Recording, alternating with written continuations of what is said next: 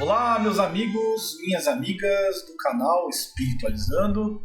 Estamos de volta para continuar falando aí sobre o Livro dos Espíritos, dando continuidade ao estudo da Lei de Destruição. Hoje entramos num tema mais sensível, o assassinato analisado à luz da lei divina e à luz do Espiritismo. É muito importante esse tema, lembrando que passamos por temas como guerras, flagelos, catástrofes, e agora nós vamos entrar no ato individual da pessoa, do espírito, não um ato coletivo, né? E é muito importante porque também volta os olhos para a nossa sociedade e para a nossa consciência, né? E agora Kardec nos chama a responsabilidade pessoal. Por que, pessoal? Por quê? Responsabilidade pessoal. Porque a nós não podemos deixar de lembrar que somos espíritos eternos e que existe uma responsabilidade nossa do passado e do presente. Do passado, é certo que um dia nós tiramos a vida de alguém. Dificilmente, de espíritos eternos que nós somos, que nos últimos 10.000 anos não tenhamos praticado essa barbárie de alguma forma, ou em autoproteção, ou a esmo, por pura maldade. E a nossa responsabilidade pessoal também é de conscientizar as pessoas sobre a consequência que esse ato pode nos causar. Então é por isso que Kardec nos chama a responsabilidade pessoal, né? Então, a primeira pergunta que a gente vai ver, que é a 746, está logo atrás de mim aqui. Eu faço questão de diminuir para vocês verem comigo essa pergunta. Assassínio é o mesmo que assassinato, tá? Que é uma forma mais antiga de se referir ao assassinato. Então a pergunta é crime aos olhos de Deus o assassinato? E a resposta é: grande crime, pois aquele que tira a vida a seu semelhante corta o fio de uma existência que poderia ter sido útil. Essa é a resposta mais correta, né? É a resposta que eu tenho também como definição. Mas ele fala em ipsis literis, grande crime, pois que aquele que tira a vida ao seu semelhante corta o fio de uma existência de expiação ou de missão. Aí é que está o mal. Ok? Então, a consequência de um assassinato não é só tirar a vida do seu semelhante. Não é só isso, pessoal. Você vai cortar uma linha enorme de pessoas que se beneficiariam com a existência de uma pessoa. As pessoas que vêm para cá, elas não vêm para passear. Elas vêm para cumprir uma missão e para ser colocada à prova de situações que ela já aprendeu. E também para sofrer, para expiar, para pagar a sua dívida. E a partir do momento que você tira a possibilidade dela fazer isso, você está atrasando toda a evolução dela, toda a recuperação dela. E a consequência para quem faz isso não é só pagar com a mesma moeda. A mesma moeda é só o começo.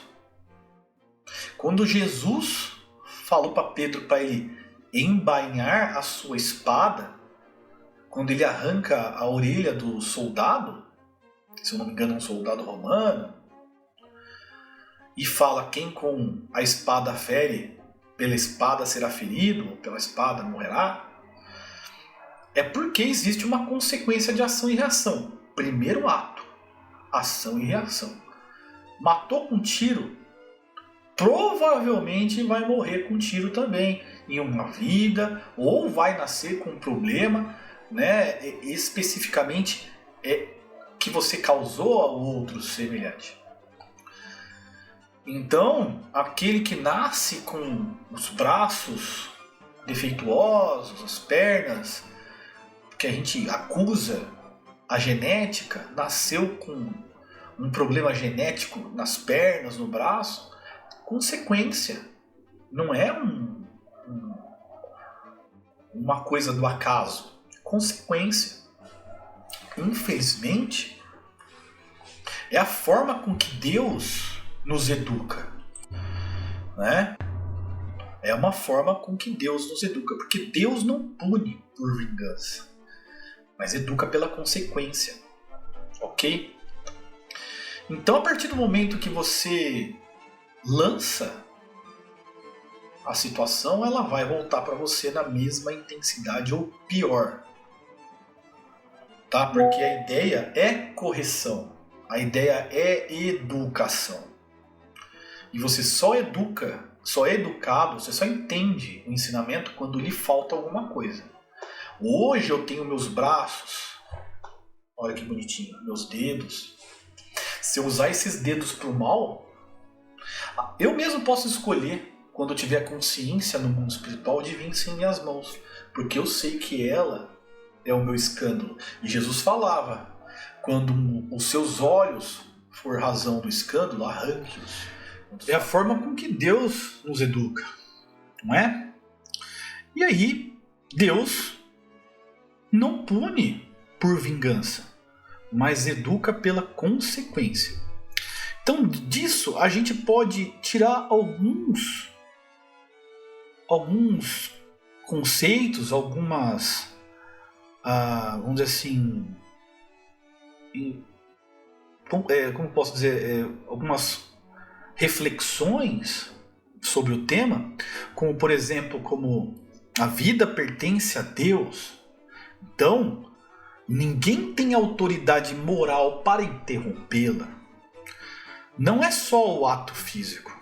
Pensamento, intenção e ódio também pesam espiritualmente. A gente não pode se esquecer disso.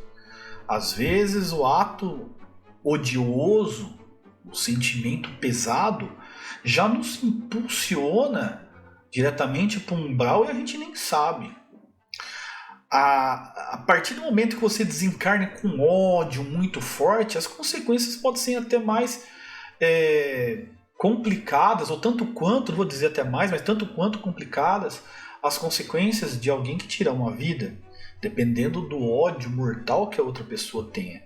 A interrupção das provas e expiações, como eu mesmo disse, né, tanto da vítima quanto do agressor, não pode, a gente não pode de jeito nenhum deixar de pensar que naquele fio de destino carregam muitas pessoas. Muitas pessoas poderiam ser beneficiadas com a existência daquela, e não só aquela pessoa que poderia ser beneficiada, mas o próprio indivíduo que foi morto tem que ali pensar que vai atrasar muito a evolução daquele que foi retirado repentinamente da vida.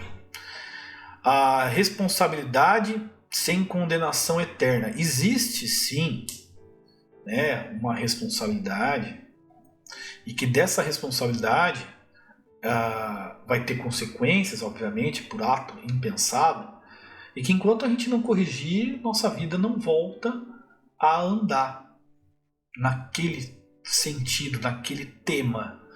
Você pode evoluir em outros aspectos, mas naquele tema você vai ter que consertar.